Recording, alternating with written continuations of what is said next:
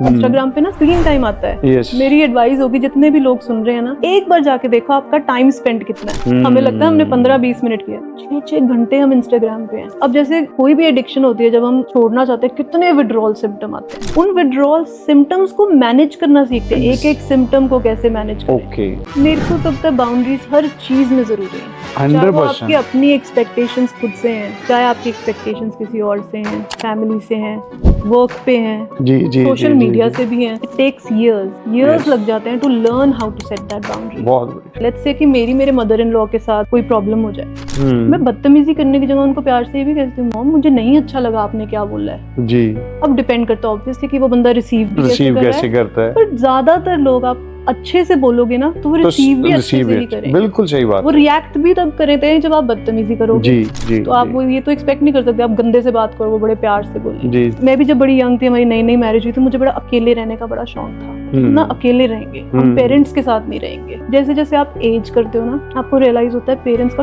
कितना important part होता है एक स्टेबिलिटी लाने में आपकी लाइफ में। एक एंकर होते हैं वो।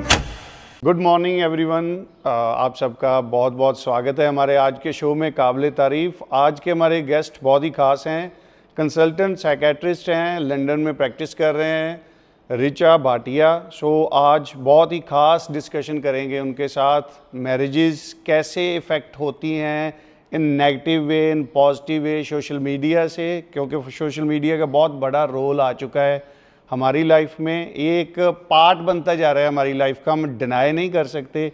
बहुत सारा कंटेंट है इस पे, पॉजिटिव भी है, कुछ ऐसा है जिससे हम डिस्ट्रैक्ट होते हैं, और बहुत सारी चीज़ें हैं जो हमारी ज़िंदगी पे इम्पेक्ट डालती हैं। तो कई बार बहुत नेगेटिव इम्पैक्ट आता है जिससे बड़े रिलेशनशिप हम देखते हैं कि ब्रोकन हो रहे हैं और बहुत सारी चीज़ें ख़राब हो रही हैं लाइफ में। जीने का अंदाज़ बदल रहा है लोगों का सोशल मीडिया की वजह से। सो इन सब चीज़ों पे ही आज हम डिस्कशन करेंगे उनके साथ। तो आज का हम पॉडकास्ट स्टार्ट करते हैं। स्वागत करते हैं अपने शो में रिचा भाटिया जी का। आपका बहुत बहुत स्वागत है जी हमारे शो में। सो रिचा जी, हम आपसे बेसिकली ये बात करना चाहते हैं कि जैसे सोशल मीडिया बहुत लोग यूज़ कर रहे हैं, ऑलमोस्ट सभी जितने भी एडल्ट्स हैं, बच्चे भी यूज़ कर रहे हैं। इंस्टाग्राम पे हमेशा वही अपनी लाइफ दिखाई जाती है, जैसे रील्स डलती हैं, तो जो आपकी लाइफ के बेस्ट पार्ट होते हैं। कोई भी बंदा अपनी लाइफ का कभी भी वर्स्ट पार्ट इंस्टाग्राम पे नहीं डालेगा। वो लोगों को दिखाना चाहता है कि हम कितने घूम रहे हैं और अच्छी ज़िंदगी जी रहे हैं, कितना ऐशो आराम है हमारे पास। वो जो लोग दूसरे देख रहे होते हैं तो उनको लगता है कि इनकी पूरी लाइफ ही ऐसे चल रही है, और उस चीज़ से मैंने देखा है कि बहुत सारे लोग डिस्टर्ब हो जाते हैं। जैसे किसी को घूमने गए देख के वो प्लान करने लगते हैं हमें भी घूमने जाना चाहिए, ऐसी लग्जरी में ही घूमने जाना चाहिए। उस चीज़ का एक रियल लाइफ पे क्या इम्पेक्ट पड़ता है और क्या पढ़ना चाहिए बेसिकली? नहीं, आपने बड़ी इंपॉर्टेंट बात बोली थी जब आपने मेरे को इंट्रोड्यूस किया ना कि सोशल मीडिया एक इनएविटेबल पार्ट है साडी लाइफ का। जी हमारी लाइफ में ये एग्जिस्ट करता है और ये आगे जाके भी एग्जिस्ट करेगा। जी जी तो जी, ये हमें ही अडेप्ट करना है कि हम उसको किस तरह से यूज़ करते हैं। उसके पॉजिटिव इम्पैक्ट भी बहुत ज़्यादा हैं, बिल्कुल। नेगेटिव इम्पैक्ट भी बहुत ज़्यादा हैं। पर ये तो जो कंज्यूमर वो इंफॉर्मेशन कंज्यूम कर रहा है, वो वो नेविगेट करेगा कि उस टॉपिक का मैं पॉजिटिव कैसे लूँ अपनी ज़िंदगी में, या फिर मैं अपने आप को कॉन्स्टेंटली उस ज़िंदगी से कंपेयर करूँ और मैं अपनी एग्जैक्टली। लाइफ में नेगेटिविटी और अनहैप्पीनेस क्रिएट करूँ। जैसे आपने बोला real life versus reel life, जी हम ना इस जनरेशन में आ गए हैं जहाँ बड़ी कन्फ्यूजन क्रिएट हो चुकी है कि what is real and what is not real. Okay. हम कॉन्स्टेंटली एक बड़ी वेल क्यूरेटेड इमेज देखते हैं किसी कपल की, किसी फैमिली की या किसी इंडिविजुअल की सोशल मीडिया पे। ऑब्वियसली जो अपने बारे में पोस्ट कर रहे हैं वो अपनी बुरी चीज़ें थोड़ी पोस्ट करेंगे, उनकी भी बिल्कुल। गलती नहीं है, वो जी अपना हैप्पी मोमेंट्स शेयर करना चाहेंगे। जी। अब ये बड़ा मैटर करता है कि वो किस इंटेंट से पोस्ट कर रहे हैं। क्या वो पोस्ट कर रहे हैं कि मैं अपना जॉय स्प्रेड करूं और दूसरों की लाइफ में पॉजिटिविटी लाऊं, या उनका पर्पस है कि मैं अपना दिखाऊं और मैं वो एग्जैक्टली। दिखा के प्रूव करूं कि मैं बेटर हूं दुनिया से, जी, है ना। उन्हों दी यही है इंटेंशन बिल्कुल। ऑफ पोस्टिंग बहुत इंपॉर्टेंट है, प्लस साड़ी रिसीविंग इंटेंशन भी बहुत ज़्यादा इंपॉर्टेंट है ओके। कि हम क्या देख रहे हैं, जी। हम उसमें से क्या पिक कर रहे हैं।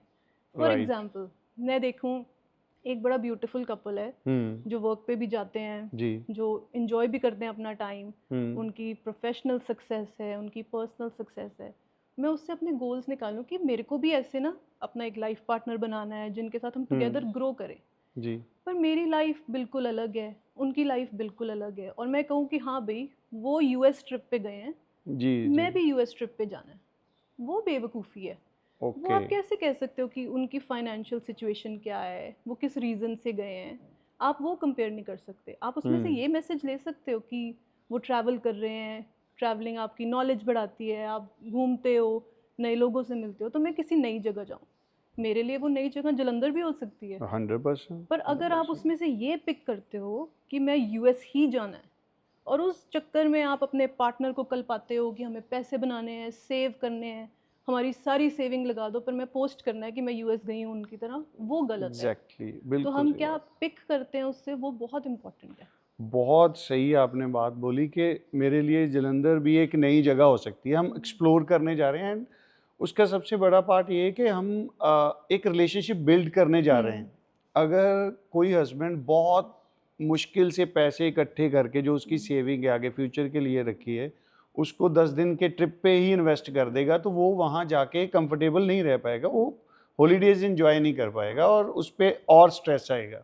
और वो इक्वली है, चाहे हस्बैंड हो चाहे चाहे वाइफ वाइफ हो, हो, क्योंकि इक्वली है। आजकल सारे इक्वल पार्टनर्स इक- हैं, इक्वली बिल्कुल सही अर्न कर बात रहे है। हैं, सेविंग्स जॉइंट हो गई हैं। जी जी तो जी ये जी। बड़ा इंपॉर्टेंट है कि हम एक एज अ कपल बैठें, कहें मेरा बड़ा घूमने का मन है, तो आपस में बात करें, हमारा ये बजट है, चलो चलें। यस। वो जो फिर आपने वो एक रील देखी, आपको एक आइडिया आया कि ट्रैवल करना ज़रूरी है, कहाँ ट्रैवल करना है वो कोई और कपल आपको डिसाइड करके नहीं नहीं दे बताएगा। सकता, नहीं, बिल्कुल सही बात। और इसी के साथ में एक और क्वेश्चन बनता है कि जैसे ये बात हमने की ट्रैवलिंग की, जब हम रील में देखते हैं दोनों को एक रोमांटिक पोज में, जहाँ उनको अच्छे हैप्पी मोमेंट में दोनों को ही, हस्बैंड वाइफ को लगता है, वो कंपेयर करने लगे, देखो उसका हस्बैंड कितना केयरिंग है, कितना अच्छा है, कितना रोमांटिक है, या उसकी वाइफ देखो कितनी केयरिंग है। ये जो कंपैरिजन आ रहा है उस रील से देख के, मे भी हो सकता है कि वो रियल ही हो, वो कपल हो ही ऐसा, मे भी हो सकता है कि वो एक मोमेंट हो उनकी लाइफ का, उनके भी झगड़े होते हों, उनमें भी कुछ ऐसे इश्यूज हों, वो जो इम्पैक्ट आता है। और आजकल क्या है कि हस्बैंड वाइफ को रीलें भेज रहा है, वाइफ हस्बैंड को रीलें भेज रही है कि देखो ऐसा होना चाहिए कपल, ऐसे होने चाहिए हमारे रिलेशन, इन दोनों का देखो। और खासकर उनमें से बहुत बार होता है कि आपके कुछ फ्रेंड सर्कल में ही होते हैं, कई बार आपको उनकी रियल लाइफ का भी पता होता है कि इतनी रोमांटिक है नहीं जितनी, पर वो एक दूसरे को भेज रहे हैं। उससे क्या होता है कि रिलेशन में कड़वाहट आनी स्टार्ट हो गई है कि आप मेरा कंपैरिजन करते हो। जैसे बचपन में माँ बाप के साथ थोड़ी कड़वाहट रहती थी कि किसी चाचे बुआ के बेटे के साथ कंपेयर, वो कितना कि सही है कंपैरिजन करना, या उस चीज़ को हमें कैसे देखना चाहिए लाइफ में। आई थिंक कंपैरिजन करना एक बड़ा नॉर्मल ह्यूमन जी इंस्टिंक्ट है ना। जी। आप कोई चीज़ देखते हो, आपको अच्छी लगी किसी की लाइफ में, आप सोच सकते हो कि मेरी लाइफ में क्यों नहीं है। पर अगेन फिर वो सोच का डिफरेंस है। अब ये कंपेयर करना कि उसके पास है और मेरे पास नहीं है, और उनके बारे में जेलेसी क्रिएट करना, नेगेटिव इमोशंस अपने में क्रिएट करना, यस। वो गड़बड़ कर जाता है। वो फिर आपको एंग्जाइटी, डिप्रेशन, ऐसी चीज़ें इवेंचुअली देगा, क्योंकि आप नहीं अचीव कर पा रहे हो। पर अगर आप इंस्पिरेशन की तरह लो कि ये कपल के पास ये है, चाहे वो रोमांटिक फीलिंग ही हो, यस। मैं ऐसा क्या कर सकता हूँ एज अ कपल अपनी वाइफ के साथ या अपने साथ कि हम अपने आप को इम्प्रूव कर सकें। ओके। जब आप उनकी दी हुई चीज़ को अपनी इम्प्रूवमेंट के लिए करना चाहते हो ना, तो वो हमेशा बेटरमेंट ही होती है। क्योंकि राइट सारे कपल सीखते हैं, जब राइट आपकी शादी होती है, जितना मर्जी लोग कह लें, दो बिल्कुल अलग इंडिविजुअल्स एक साथ आते हैं, प्रॉब्लम्स होनी ही होनी है। पहले जब आप डेफिनेटली। डेट कर रहे होते हो, आप 2 घंटे मिलते हो, फिर आप जी अपनी अपनी स्पेस में चले जी जाते हो, जी जी वो 2 घंटे तो बहुत अच्छे बीतते हैं। 100%। फिर आप साथ रहना शुरू करते हो, रिस्पॉन्सिबिलिटीज़ आती हैं, खाना बनाना, घर क्लीन करना, वर्क पे जाना, कितना कुछ होता है, डिफरेंसेस बड़े बड़े दिखने शुरू हो जाते हैं, है ना। यस, तो मेन ये है कि हम फिर वर्क कैसे करें उन पे, उन डिफरेंसेस वो से इम्पोर्टेंट कॉमन है। पॉइंट कैसे ढूंढें, यस, मिड पॉइंट कैसे ढूंढें। ये भी एक्सपेक्ट करना कि बिल्कुल वाइफ ही पूरे चेंजेस लाए, गलत है, नहीं। या हस्बैंड ही पूरे चेंजेस लाए, दोनों को ही करना पड़ेगा।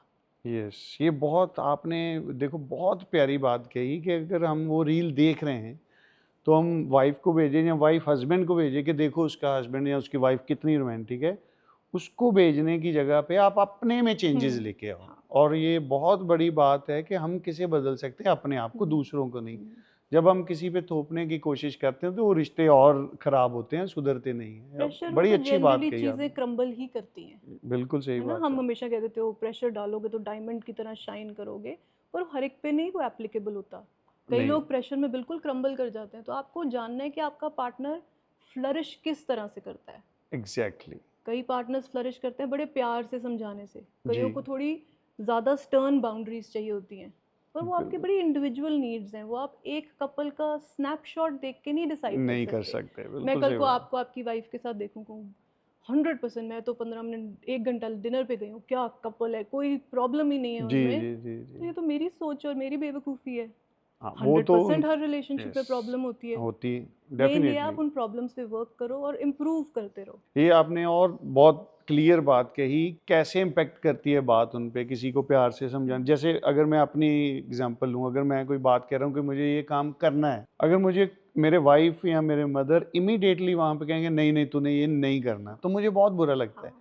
अगर आधे घंटे बाद 15 मिनट बाद मुझे कहें कि नहीं इससे हमारा लॉस हो सकता है, कि बेटा तुम्हें देखना चाहिए, या गुरुप्रताप आपको ये चीज़ समझनी चाहिए कि नहीं करना चाहिए, तो मैं उस बात को बहुत अच्छे से मान जाऊंगा। क्योंकि एक माइंडसेट मेरा बना हुआ है कि इमीडिएटली आप किसी चीज़ को ना करोगे ना तो वो बहुत नेगेटिव इम्पैक्ट जाता है मेरे पे।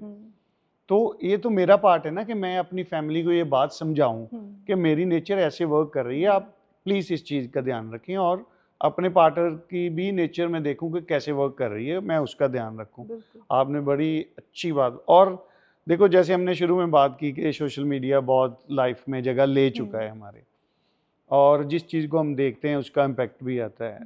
तो आजकल बहुत रील्स में ऐसे चल रहा है, कपल गोल क्या है, गोल सेट करो, ये बनाना चाहिए। उस चीज़ को देख के हम भी, मतलब जो अपनी क्षमता के बाहर के गोल्स हैं वो नहीं सेट करने चाहिए। वैसे तो कहते हैं कि बड़े सपने देखो, बड़े गोल सेट करो और उनको अचीव करने की कोशिश करो, पर कई बार हम कुछ ऐसी चीज़ें देखते हैं और उनको देखने के बाद हमारा मन कर आता है कि हम भी ये करें। वो चीज़ को कैसे मैनेज करना चाहिए? मुझे ना ये वर्ड ही बड़ा फनी लगता है, कपल गोल्स। ओके, अब कोई दो कपल सेम तो होते नहीं, बिल्कुल। हर एक के गोल्स भी सेम नहीं होते। फिर हम हैशटैग लगा देते हैं कुछ लगा के, जैसे किसी ने गाड़ी खरीद ली, हैशटैग लगा दिया कपल गोल्स, मैंने BMW खरीद ली, मैंने डिफेंडर खरीद ली। हाँ, बिल्कुल। अब मेरा फाइनेंशियल लिमिटेशन अलग है। मेरा गोल हो सकता है कि मुझे होंडा सिटी अफोर्ड कर सकती हूँ, मुझे बड़ी पसंद है, वो मेरा गोल है।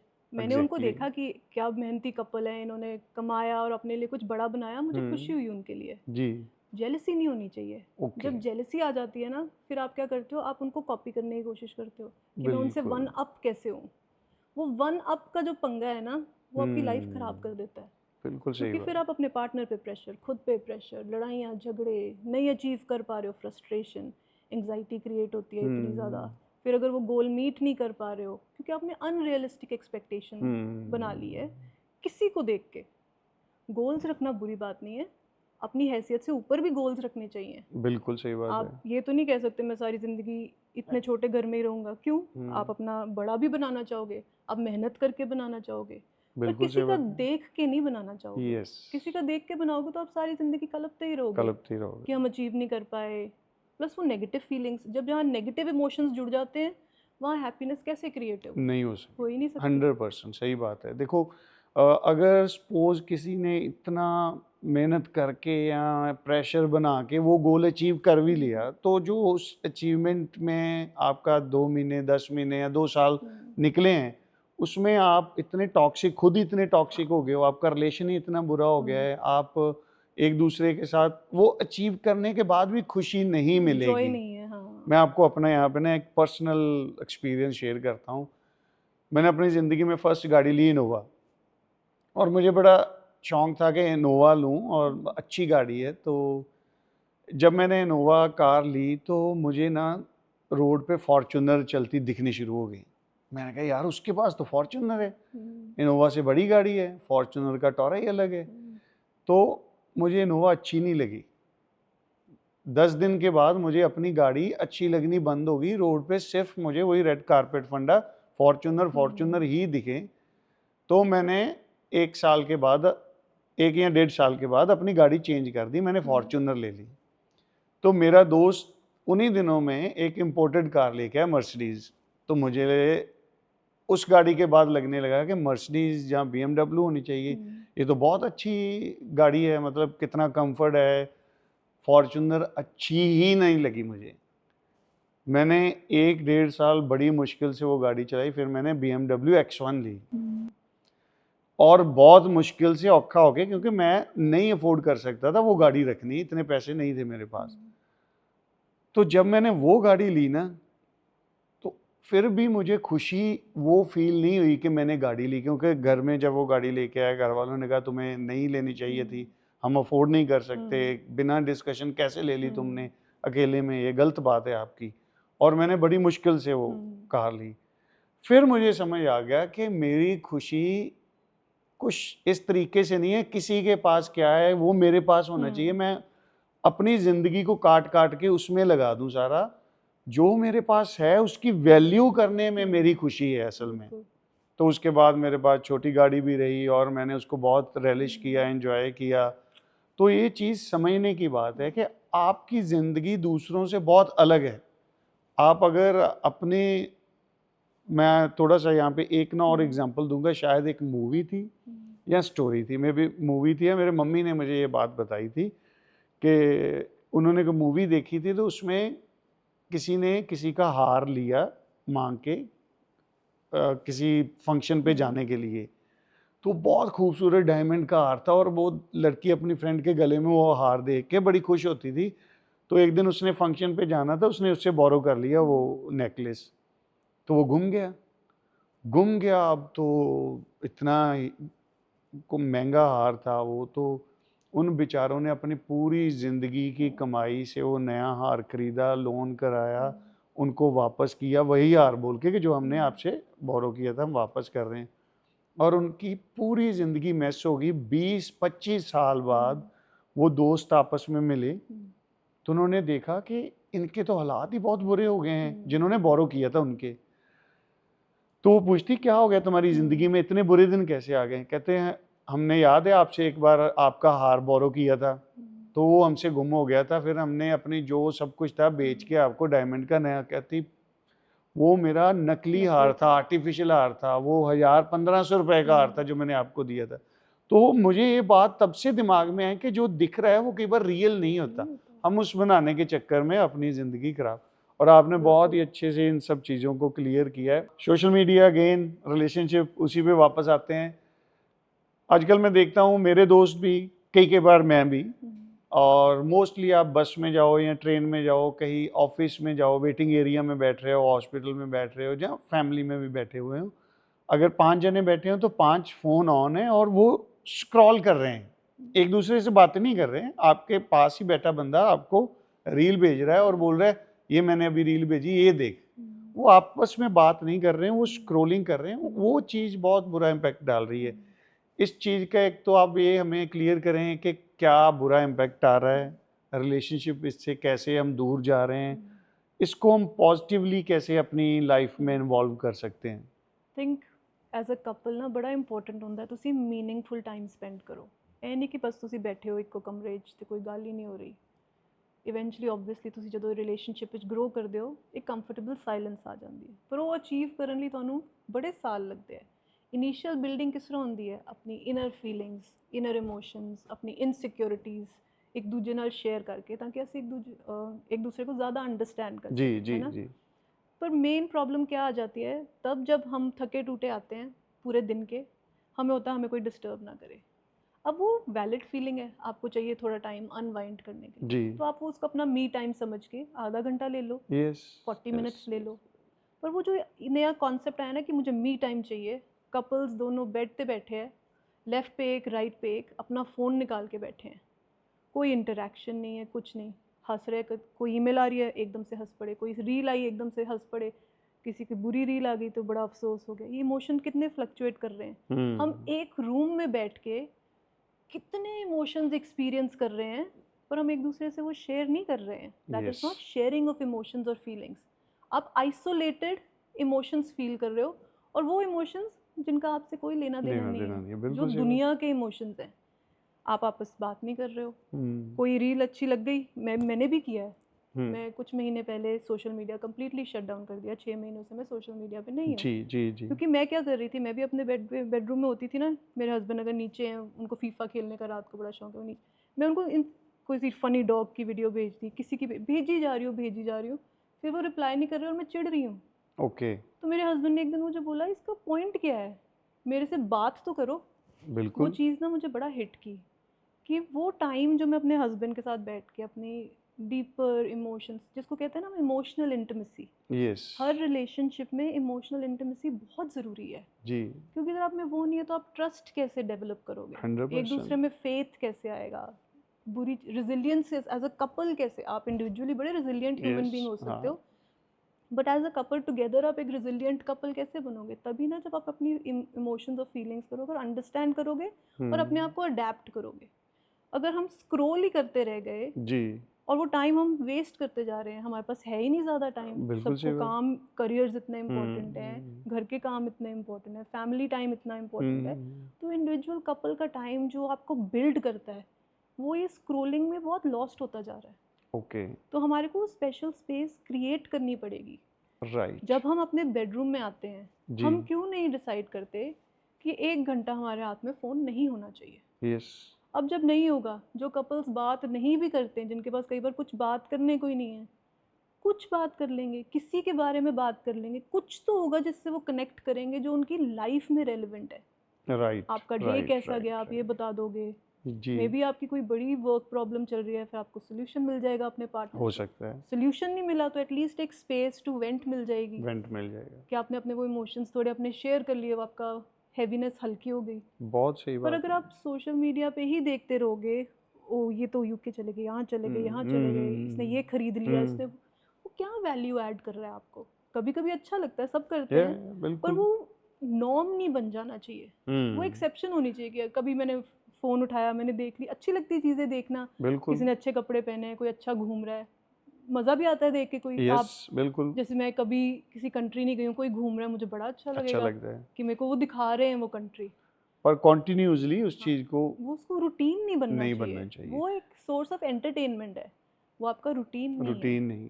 पर ये मैं देख रहा हूँ कहीं भी चले जाओ आप, तो लोग मतलब एक उनको कैसी ये चीज़ समझ में, मैं भी बहुत यूज़ करता रहा हूँ रील्स देखना, स्क्रॉल करना, और मुझे पता लग गया था कि मैं थक गया हूँ, हाँ। आंखों पे स्ट्रेन डल रहा है और आधे घंटे से देख रहा हूँ, टाइम वेस्ट हो रहा है, वहाँ पे रुका नहीं जा रहा है। तो मैंने भी सेम वही आपके जैसे मैंने डिलीट कर दिया इंस्टाग्राम अपने उससे 45 डेज़ के लिए। पर मुझे पता है कि ये सोल्यूशन नहीं है। जब वापस फिर 45 डेज़ के बाद इंस्टाग्राम आएगा तो रील्स फिर स्क्रॉल होंगी। इसको बैलेंस कैसे करना है, जहाँ और मैं चाहता हूँ आप इस चीज़ के बारे में थोड़ा और डीप हमें समझाएं कि कैसे गोल सेट करने हैं, कैसे कैसे उन चीज़ों पे काम करना है कि दोबारा अगर, क्योंकि इम्पॉर्टेंट है, आपको कनेक्शन दुनिया के साथ रखना है, करंट अफेयर के बारे में जानना है, पॉलिटिकली इन्वॉल्व होना है चीज़ों में, क्या चल रहा है देश दुनिया में, तो सोशल मीडिया एक अच्छा सोर्स है। तो हमें टाइम सेट करने चाहिए या हमें क्या करना चाहिए कि बिल्कुल वो चीज़ें हमारी बुरी आदत ना बने। जैसे हम उस दिन, आप हमें उस दिन भी बात कर रहे थे, एक ना बड़ी कॉन्शियस एफर्ट लगती है इन चीज़ों को करने के लिए। एक होता है कि मैंने सोच लिया, हाँ भाई मैंने तो इंस्टाग्राम चेक नहीं करना, या मैंने कोई और फेसबुक चेक नहीं करना, मैं बंद ही कर देता हूँ। जी जैसे आपने कहा वो सोल्यूशन तो है नहीं, एक दिन तो कभी डाउनलोड कर ही लोगे, वापस करेंगे, तो फिर वो हैबिट तो टूटी नहीं। यस 45 डेज आपने डिटॉक्स किया, but that is not real detox. Real detox कब आता है? एक आप अपनी रिफ्लेक्टिव स्पेस बनाओ दिन में, माइंडफुली सोचो कि सोशल मीडिया का मेरे पे क्या इम्पैक्ट हुआ है। एग्जैक्टली। ये नहीं कि मैंने डिलीट कर दिया, कि बुरी चीज़ है मैंने डिलीट कर दिया जी। ऐसा क्या उसने मेरे साथ बुरा किया है, और वो मैं बुरा कैसे ना रिपीट होने दूँ। ये जो आपकी थॉट प्रोसेस है ना, उस पर वर्क करने की बड़ी ज़रूरत है। कि चलो मैंने 3 घंटे मैंने स्क्रीन टाइम चेक किया, इंस्टाग्राम पे ना स्क्रीन टाइम आता है। मेरी एडवाइस होगी जितने भी लोग सुन रहे हैं ना, एक बार जाके देखो आपका टाइम स्पेंड कितना है। हमें लगता है हमने 15-20 मिनट किया, 6-6 घंटे हम इंस्टाग्राम पे हैं।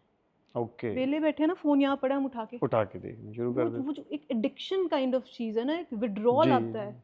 अब जैसे कोई भी एडिक्शन होती है, जब हम छोड़ना चाहते हैं कितने विड्रॉल सिम्टम आते हैं, फिर हम 100%। उन विड्रॉल सिम्टम्स को मैनेज करना सीखते हैं, एक एक सिम्टम को कैसे मैनेज करें। ओके। तो वैसे ही जैसे अगर सपोज मैंने इंस्टाग्राम बंद किया था तो मुझे ऐसे लगा मैं बिल्कुल वेली हो गई हूँ रात को, मैं क्या क्या करूँ, करूं? मेरे को बड़ा हॉलो फील हुआ। हम्म। फिर मैं बचपन में बहुत बुक रीडिंग करती थी, ओके। तो मैंने बुक उठानी शुरू की। पहले राइट 4-5 राइट पेज पढ़ने में राइट। बड़ी एफर्ट लगी, तो मैंने हम्म। फिर वो पुश थ्रू किया। अब मैं ऑन एन एवरेज 1 महीने में 4 बुक्स पढ़ती हूँ, वेरी जो कि गुड। मेरे हिसाब से क्या बड़ा बात गुड है, नंबर बहुत बड़ी बात है ना? बहुत बड़ी बात है। मैंने वो एम्प्टी टाइम को एक नई हॉबी पे शिफ्ट किया। शिफ्ट किया, यस। फिर अब मैंने जब बुक्स पढ़नी शुरू की, मुझे कुछ नई नई चीज़ें सीखने को मिली। जी कुछ साइकोलॉजिकल बुक्स हैं, कुछ वैसे ही फैंटेसी बुक्स हैं, कुछ भी जी इमेजिनेशन पे वो। जी। तो मुझे ऐसे लगा कि मेरा दिमाग बड़ा खुल गया है। ओके। मैं ना हमेशा फील करती थी कि मैं बहुत थक गई हूँ, हम्म। क्यों थक गई हूँ मुझे पता ही नहीं है। पता ही नहीं था। तो वो क्वेश्चन बड़ा इंपॉर्टेंट है कि आप क्यों थक गए हो, आपने तो कुछ किया ही किया नहीं ही है। नहीं है। तो ये जो मेंटल फटीग हो रही है ना, yes. Constant screen, constant scrolling, हंस रहे हो, रो रहे हो, हंस रहे हो, डोपामीन आपके ब्रेन में हिट्स पे रश हो हिट्स रहा दे है, रहा है। हाँ। फिर आपको आदत पड़ जाती है कि मुझे ऐसा ही फील ऐसा होना ही चाहिए। फील होना और ये चाहिए। नॉर्मल थोड़ी है, हर नॉर्मल वक्त आप नहीं। ऐसा कैसे फील कर सकते हो। हम भूल गए हैं अपनी बॉडीज को, इमोशनल रेगुलेशन बड़ी इंपॉर्टेंट होती जी है। जी जी जी अपने जी। आप को फील करना चीज़ें, और फिर वो जो इमोशंस इवोक करते हैं उनको मैनेज करना बड़ा ओके। ही इंपॉर्टेंट बहुत ही एस्पेक्ट है। तो बहुत ही फिर बढ़िया, अगेन टू बहुत आंसर योर बढ़िया। क्वेश्चन, टाइम मैनेजमेंट बड़ी जी ज़रूरी है। जी जी। आप अपने घर में एक जोन बनाएं जो डिजिटल मीडिया डिवाइसेस फ्री है। Phone free area. मैं इंडिया में बड़ा देखा है, और जी। मैं जब इंडिया रहती थी तब भी यही होता था। बेडरूम्स में टीवी हैं, हम्म। हमारे बेडरूम में लंदन में टीवी नहीं है। ओके मेरे हस्बैंड की बड़ी कॉन्शियस एफर्ट थी कि हम अपने रूम स्पेस में टीवी नहीं लाएंगे, ओके। क्योंकि जब टीवी ऑन हो जाता है या फ़ोन आ जाता है हाथ में तो हम्म। हम नेचुरली ग्रेविटेट कर जाते हैं उसकी फंस तरफ। ही जाते हैं उस चीज हाँ, में। अब हमारे रूम में जब होता है हम रात को जाते हैं, डिफ्यूज़र चलाते हैं, एक बुक उठाई, कुछ रीड किया इकट्ठे, कुछ जब दिन बात का की। शेयर किया कि यस कैसा रहा यस हमारा यस। डे। और फिर वो वाइंड डाउन टाइम होता है, वो जो मेंटल हम्म। फटीग पूरे दिन के काम से भी आई होती है ना, वो पहले सोने से पहले ही खत्म हो गई होती है। यस। तो फिर जब आप अगले दिन उठते हो, आप एक नए गोल, नए फ्रेशनेस के साथ उठते हो। बिल्कुल, बहुत बड़ी बात है। बहुत ही अच्छे से एक्सप्लेन किया कि इस ट्रैप में हम फंस जाते हैं। और दो तीन बातें आपकी मुझे इतनी इम्पैक्टफुल लगी, जैसे आपने कहा कि कॉन्शियस एफर्ट। अगर हमें पता चल जाए कि ये मेरी बुरी आदत है, इसको मैंने बदलना है, मुझे कॉन्शियसली उस पर एफर्ट्स करते रहना चाहिए। और एक आपने की कि मैंने वो उसको शिफ्ट किया, उस हॉबी को डेवलप किया, नई हॉबी को, बुक रीडिंग को। किसी को कुकिंग का हो सकता है, गार्डनिंग कुछ का भी हो हो सकता सकता है, है। उसमें इन्वॉल्व करो आप। वो जो टाइम तो है ही आपके पास, अदरवाइज उसको वेस्ट कर रहे हो, आप इन्वेस्ट करो ताकि उस टाइम से आपको कुछ ना कुछ वापस आए। एंड ये बात आपकी मुझे बहुत अच्छी लगी कि बेडरूम से टीवी हटाने चाहिए। इंडिया में तो हम स्पेशल एक स्पेस क्रिएट करते हैं बेडरूम में कि यहाँ पे टीवी लगेगा, इसकी वॉल ऐसे बनानी है। तो ये तो वैसे बहुत बड़ी बात है। अगर लोग बेडरूम से टीवी निकाल दें आपकी बात सुन के, तो उनकी मुझे लगता है ज़िंदगी सौखी हो जाएगी। अगर मैं देखूं तो मैं अभी सोच रहा हूँ कि कैसे निकालूंगा, वहाँ तो वॉल ही खाली हो जाएगी, क्या रखूंगा वहाँ पे। पर कॉन्शियसली अगर मैं एफर्ट करूँगा तो मुझे पता है ये चीज़ मैं कर ही लूँगा। बहुत बढ़िया। एंड हम देख रहे हैं कि जैसे रील्स आती हैं, उसमें मजाक का दायरा बहुत बढ़ गया है, और आपकी ज़ुबान पे लगाम नहीं है, कुछ भी बोल रहे हैं हस्बैंड को, वाइफ या माँ बाप बच्चों के, इस तरह की बहुत सारी रील्स आती हैं। हमारी बाउंड्रीज बहुत उस वजह से ब्रेक हो रही है। ऑटोमेटिकली हम हादसा डालने के लिए वैसी बात कर देते हैं और फिर आदत बनती है और बाउंड्रीज टूट रही हैं। फैमिली में बाउंड्रीज कैसे बिल्ड करनी है हमने, हस्बैंड वाइफ ने, जहाँ जैसे श्री राम जी आए थे, मर्यादा पुरुषोत्तम राम, उनका गाइडलाइन ही ये थी कि आपकी मर्यादा बाउंड्रीज क्या होनी चाहिए। तो जॉइंट फैमिली का इस चीज़ पे क्या इम्पैक्ट पड़ता था? अब हम बिल्कुल न्यूक्लियर फैमिली में रहना शुरू कर दिया है, उसकी वजह से हमारी लैंग्वेज ऐसे ओपन क्यों हो रही है? तो ये सारी चीज़ें कैसे लाइफ में हम बदल सकते हैं, कैसे इन पे काम करना है, और जिससे हमारा रिलेशनशिप ख़राब ना हो। रिलेशनशिप पे मैं इसलिए इतना फोकस कर रहा हूँ कि हमारा भी काम मेंटल हेल्थ के साथ ही है रिलेटेड। तो बहुत सारे लोग आते हैं हमारे साथ कपल काउंसलिंग के लिए, रिलेशनशिप काउंसलिंग के लिए, कि हम में दूरियां बढ़ रही हैं, और रीजंस मोस्टली यही निकल के आ रहे होते हैं। तो आप प्लीज़ थोड़ा एक्सप्लेन करें इस बारे में कि बाउंड्रीज कैसे सेट करें। ये ना मुझे मेरे मदर ने बड़ी यंग एज में समझाया था कि जो एक कपल का यूनिट होता है ना, वो you are one, okay, husband and wife एक है। उसके राइट, बाद चाहे आपके फादर हो, चाहे उनके फादर हो, उनके मदर हो या आपके मदर हो, वो थर्ड पार्टी है। ओके, कभी अपनी प्रॉब्लम्स ज़्यादा जाके उनको हर चीज़ नहीं बताने की ज़रूरत है ना, वो आपकी हेल्दी बाउंड्री है।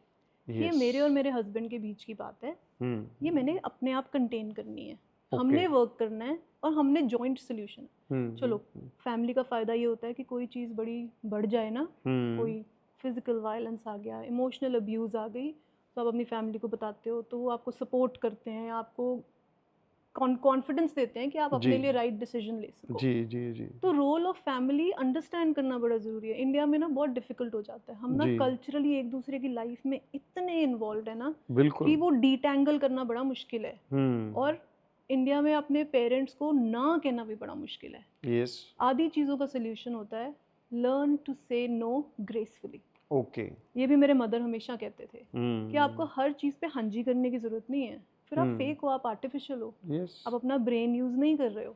आपको जो चीज़ गलत लगती है ना, तू तड़ाक पे आने की ज़रूरत नहीं, गंदे तरीके यस, से नहीं। नहीं, आप ये भी कह सकते हो, लेट्स से कि मेरे मदर इन लॉ के साथ कोई प्रॉब्लम हो जाए, मैं बदतमीजी करने की जगह उनको प्यार से ये भी कहती हूँ, मॉम मुझे नहीं अच्छा लगा आपने क्या बोला है। जी, अब डिपेंड करता है ऑब्वियसली कि वो बंदा रिसीव भी कैसे रिसीव कर रहा कैसे है, करता है, पर ज़्यादातर लोग आप अच्छे से बोलोगे ना तो वो तो रिसीव भी अच्छे रिसीव से ही करेंगे। बिल्कुल सही वो बात है, रिएक्ट भी तब करेते हैं जब आप बदतमीजी करोगे। जी जी तो आप जी वो ये तो एक्सपेक्ट नहीं कर सकते आप गंदे से बात करो वो बड़े प्यार से बोलेंगे। जी जी जी, हम ना, मैं भी जब बड़ी यंग थी, हमारी नई नई मैरिज हुई थी, मुझे बड़ा अकेले रहने का बड़ा शौक था कि हम ना अकेले रहेंगे, हम पेरेंट्स के साथ नहीं रहेंगे। जैसे जैसे आप एज करते हो ना, आपको रियलाइज़ होता है पेरेंट्स का कितना इंपॉर्टेंट पार्ट यस, होता है एक स्टेबिलिटी लाने में आपकी लाइफ में, एक एंकर होते हैं वो। आप अपने पेरेंट्स के साथ भी रह सकते हो, पर आप हेल्दीली कैसे रह सकते हो कि उनको भी पता होना चाहिए कि इन बच्चों की लाइफ में हमें कितना इंटरफेयर करना है और कितना नहीं बिल्कुल, करना। यस यस यस और यस, उसमें आपके पार्टनर का भी, जैसे इंडिया में शादी होती है, लड़की इनवेरेबली इन लॉज के घर जाती है। अब वो नया मेंबर आके तो एकदम से नहीं कहेगा ना ये नहीं ठीक, ये नहीं ठीक। आपको होता है कि मैं सेट हो जाऊं, जी जी जी जी, अच्छे से बिहेव करूं। इनिशियली थोड़ा नाटक तो होता ही है। होता ही है डेफिनेटली, आप अपने पार्टनर पे बहुत रिलाई करते हो क्योंकि वो उनके घर का बेटा है, वो तो उनको कुछ भी कह देगा, वो सुन लेंगे, है जी, ना। तो आपके पार्टनर का रोल बहुत इंपॉर्टेंट है उस चीज़ में कि राइट, अगर आपको कोई चीज़ कोई बहुत ही ज़्यादा छोटी छोटी बातें नहीं पर वो बहुत ही पिंच कर रही है, तो वो अपने पेरेंट्स को कैसे समझाता है कि मेरी लाइफ में एक नया इंसान आया है जिसके साथ मैंने पूरी लाइफ जीनी है।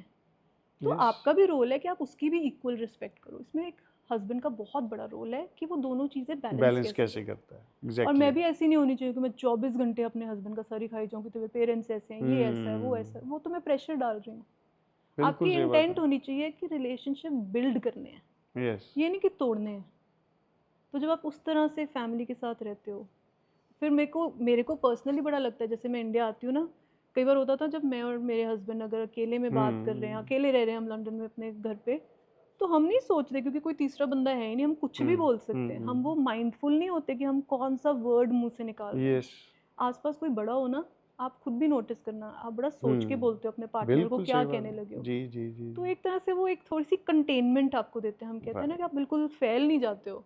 वो जो कंटेनमेंट और बाउंड्रीज है ना, वो ह्यूमन बींग्स के लिए बहुत ज़रूरी है। बहुत जरूर, आप अपने इतने फैले हुए इमोशंस जो आप डेली एक्सपीरियंस कर रहे हो, कोई ऐसा इंसान आपकी लाइफ में या कोई ऐसी चीज़ आपकी लाइफ में जो आपको कंटेन करे, करेक्ट, वो बहुत ज़रूरी है। ये बहुत अच्छी बात है कि बड़ों के घर से होने से आपकी बाउंड्रीज, आपकी लैंग्वेज थोड़ी सी रहती इम्प्रूव है होती कि है। आप ध्यान रखते हो कि इनके सामने ऐसे नहीं बोलना है। पर बहुत सारे लोग हैं कि उनको ये चीज़ें ना बहुत बुरी लगती हैं कि क्यों इंटरफेयर कर रहा है हमारी लाइफ में, नहीं करना चाहिए।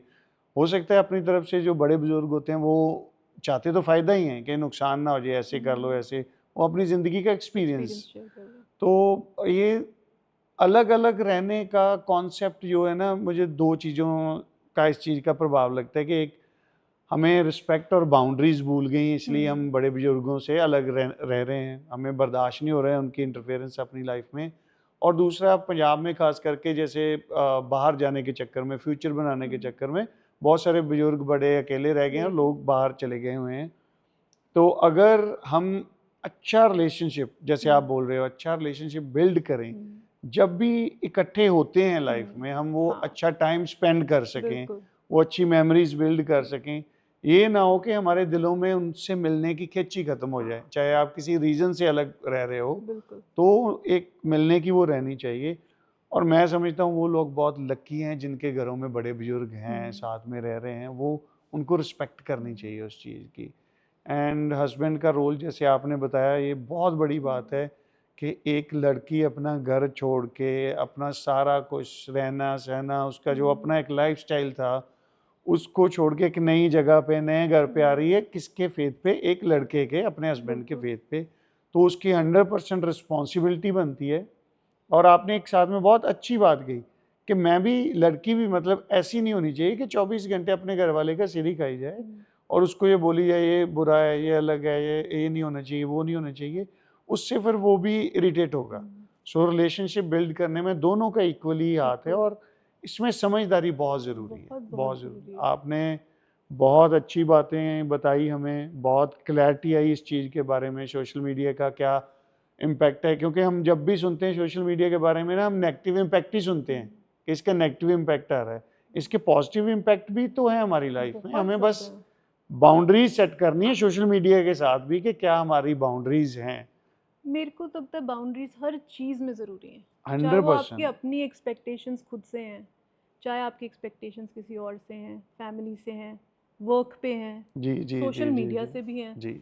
आपको हर जगह अगर आप हेल्दी बाउंड्रीज, बहुत बहुत एफर्ट लगती है, ये कहना बड़ा इजी है यहाँ बैठ के कि बाउंड्रीज सेट कर लो।